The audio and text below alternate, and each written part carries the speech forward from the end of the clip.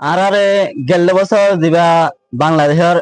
তথ্যার সরকার দিবা ডক্টর মোহাম্মদ ইউনুস হাসিল তিবা গত বছর আরো মাতে রিফিউজি ক্যাম্পের মাঝে ভিড় গজে আরো মাতে ইফতার গজে ইফতার গজে টাইমের মাঝে আরো একটা ওয়াদা দিল্লি ভাইয়ে আগামী বছর 2026 সালের মাঝে অনরার কুরবান অনরার দেশের মাঝে আর কাজ জমি না যায় না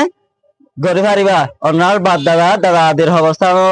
অনরা কি এর জিয়াত করে হারিবা এন হয় না আরো একটা দিবে ওয়াদা দিল তারা এসে দেখে ওয়াদাই আর এখন দিবে নতুন সরকার হয়েছে দিবা তারিকুর রহমান বসে নতুন সরকার এবার আর ওয়াদাই আন এবার ডক্টর নুসাফে দিগে বলে আসে তারা যত জ্বলতি পারে তো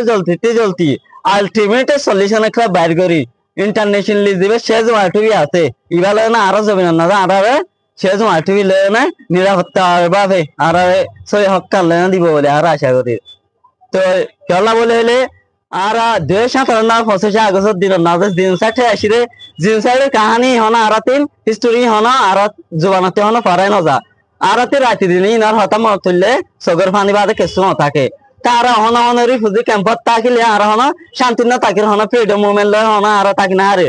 তো ফুলফিল হনা আর কি না পার ফেসিলিটি না পার হনমিকাতিন আর হনে কিয়া রেসপন্সিবিলিটি দো না এড়ে তো রেসপন্সিবিলিটি যে ক্যাম্পন না নাই তারা যেত জলদি আর এত জলদি পুরা বাংলাদেশ সরকার দিবা নতুন বসে এবারে অটাগান অনুরোধ দিয়ে যেত জলদি আর এত জলদি আলটিমেট সলিউশন করে বাইর করি জিবি ইন্টারন্যাশনাল ফোর্স আছে সে জমাটবি এবার না আর দেহ না আর